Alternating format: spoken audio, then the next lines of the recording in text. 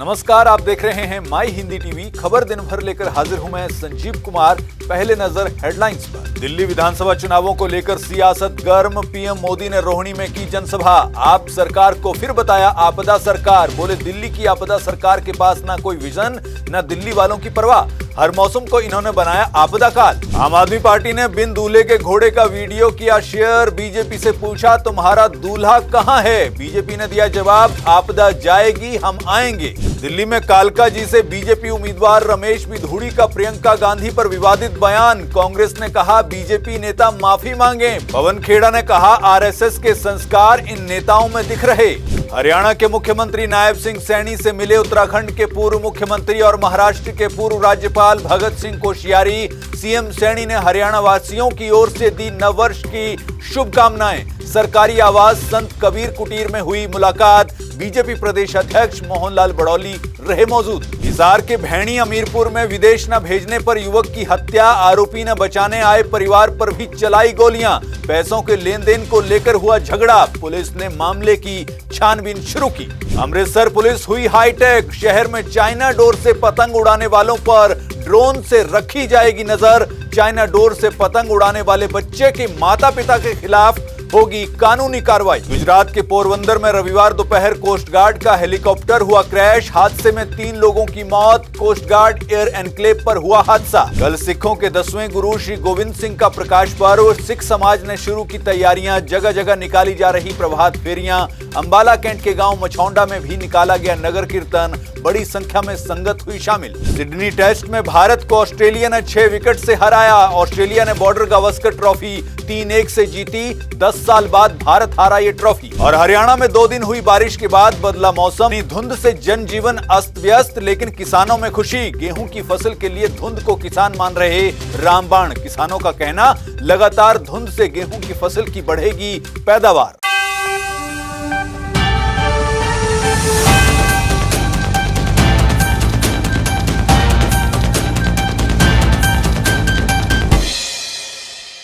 अब खबरें विस्तार से। दिल्ली में फरवरी में विधानसभा चुनाव होने हैं, जिसके चलते सियासत तेज हो गई है। इसी के चलते पीएम मोदी रविवार को रोहिणी पहुंचे। यहां उन्होंने जापानी पार्क में करीब 35 मिनट अपना भाषण दिया। इस दौरान पीएम मोदी ने एक बार फिर दिल्ली की सरकार को आपदा सरकार बताया। पीएम मोदी ने कहा कि दिल्ली की आपदा सरकार के पास ना कोई विजन है, न दिल्ली वालों की परवाह है। उन्होंने हर मौसम का आपदा काल बना दिया। जब काला चिट्ठा सबके सामने उजागर किया तो मुझ पर भड़कने लगे। आपको बता दें कि पीएम मोदी ने आज राजधानी में 12,200 करोड़ रुपए से ज्यादा की योजनाओं का उद्घाटन और शिलान्यास किया। उन्होंने आज दिल्ली गाजियाबाद मेरठ नमो भारत कॉरिडोर के साहिबाबाद से न्यू अशोकनगर तक के सेक्शन का उद्घाटन किया। मोदी का दिल्ली में पिछले 3 दिन में ये तीसरा कार्यक्रम है।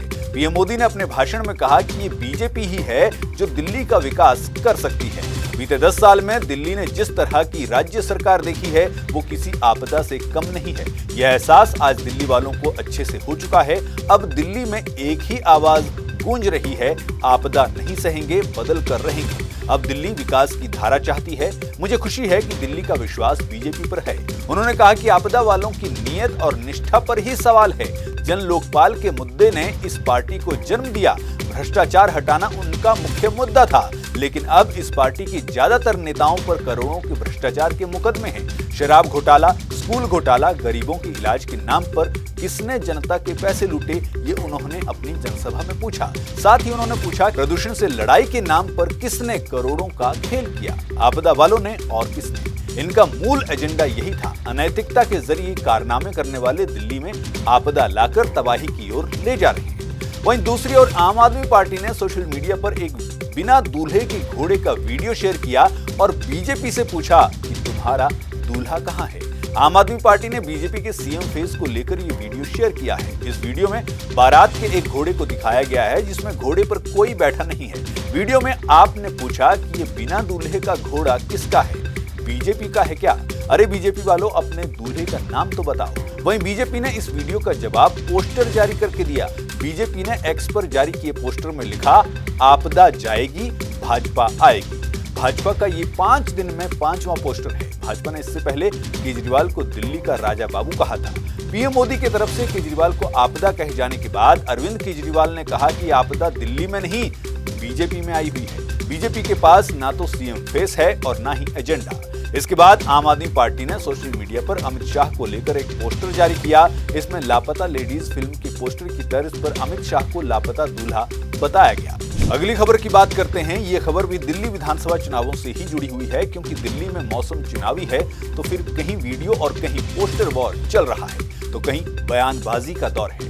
इसी तरह की बयानबाजी का वीडियो आया है कालकाजी से बीजेपी उम्मीदवार रमेश बिधूड़ी का, जिन्होंने कांग्रेस नेता प्रियंका गांधी पर आपत्तिजनक टिप्पणी की है। बयान का वीडियो कांग्रेस नेता पवन खेड़ा ने एक्स पर शेयर किया है। इस वीडियो में रमेश बिधूड़ी वीडियो में कहते दिख रहे हैं, लालू ने वादा किया था कि बिहार की सड़कों को हेमा मालिनी के गालों जैसा बना दूंगा, लेकिन वे ऐसा नहीं कर पाए। मैं आपको विश्वास दिलाता हूं, जैसा ओखला और संगम विहार की सड़कें बना दी हैं, वैसे ही कालकाजी में सारी की सारी सड़कें प्रियंका गांधी के गाल जैसी बना दूंगा।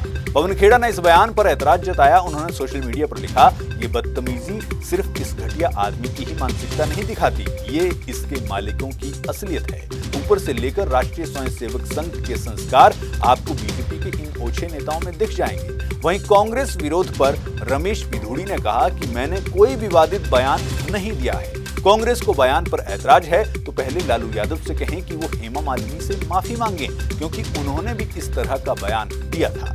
आपको बता दें कि रमेश बिधूड़ी कालकाजी से सीएम आतिशी के खिलाफ चुनाव लड़ रहे हैं। यहां से कांग्रेस की ओर से अलका लांबा चुनावी मैदान में। अगली खबर की बात करते हैं। आज हरियाणा के मुख्यमंत्री नायब सैनी से उनके सरकारी आवास संत कबीर कुटीर में उत्तराखंड के पूर्व मुख्यमंत्री और पूर्व राज्यपाल महाराष्ट्र भगत सिंह कोश्यारी ने मुलाकात की। सीएम सैनी ने इस मौके पर उन्हें अपनी और हरियाणा वासियों की ओर से नववर्ष की बधाई और शुभकामनाएं दी। इस मौके पर बीजेपी हरियाणा के प्रदेश अध्यक्ष मोहनलाल बड़ौली उपस्थित रहे। अब खबर सिडनी टेस्ट क्रिकेट मैच से जुड़ी हुई। सिडनी टेस्ट में भारत को ऑस्ट्रेलिया ने 6 विकेट से हरा दिया है और इसके साथ ही ऑस्ट्रेलिया ने बॉर्डर गावस्कर ट्रॉफी 3-1 से जीत ली है। आज रविवार को मुकाबले का तीसरा दिन था, जिसमें भारत ने दूसरी पारी में ऑस्ट्रेलिया को 162 रन का टारगेट दिया था, जिसे ऑस्ट्रेलिया ने 4 विकेट खोकर हासिल कर लिया।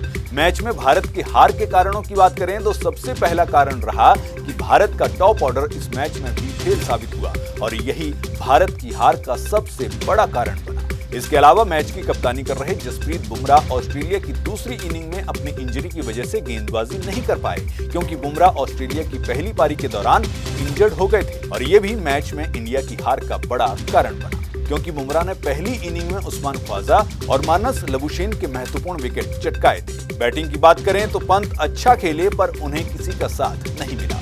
पंत ने दूसरी पारी में 61 रन बनाए, लेकिन उनके अलावा बाकी बैटर्स कुछ खास कमाल नहीं कर पाए। जब पंत आउट हुए तब इंडिया का स्कोर 124 रन पर 5 विकेट था, लेकिन इसके बाद अगले 5 बल्लेबाज 33 रन पर ऑल आउट हो गए और ऑस्ट्रेलिया को महज 162 रन का मामूली टारगेट मिला। सिडनी टेस्ट में पिच बैटर्स के लिए ज्यादा अच्छी नहीं थी, लेकिन फिर भी भारतीय बॉलर्स इसका फायदा नहीं उठा पाए।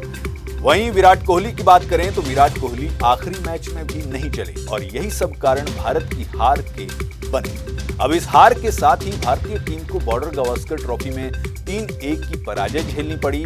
ऑस्ट्रेलिया ने भारत को इस सीरीज में 10 साल के बाद हराया है। इससे पहले कंगारू टीम ने 2014-15 के सीजन में MS धोनी की कप्तानी वाली टीम इंडिया से सीरीज जीती थी। अब बात मौसम की करते हैं। हरियाणा में बारिश के बाद अब धुंध पड़ रही है, जिसके चलते ठंड बढ़ गई है और आम जनजीवन अस्त व्यस्त हो गया है। लेकिन किसानों की बात करें तो किसान इस धुंध से खुश नजर आ रहे हैं। अंबाला में किसानों का कहना है कि धुंध पड़ने से फसलों को काफी फायदा होगा। खासकर गेहूं की फसल के लिए तो ये धुंध किसी रामबाण से कम नहीं है। लगातार धुंध और ठंड पड़ने से गेहूं की फसल की पैदावार बढ़ेगी। खेतों में गेहूं की फसल लहरा रही है। वहीं बारिश से सरसों की फसल और गन्ने की फसल को काफी फायदा हुआ है। हालांकि अभी तक तो कोहरा सभी फसलों के लिए लाभदायक है, लेकिन अगर कोहरा ज्यादा पड़ेगा तो गेहूं की फसल के लिए तो फायदेमंद होगा, लेकिन सब्जियों को नुकसान हो सकता है। वैसे भी कहा गया है कि अति का भला न बरसना, अति की भली न धूप, अति का भला न बोलना, अति की भली न चूक। यानी जीवन में संतुलन जरूरी है। बहरहाल खबर दिन भर में बस इतना ही। देश दुनिया की अन्य खबरों के लिए आप देखते रहिए माई हिंदी टीवी। नमस्कार।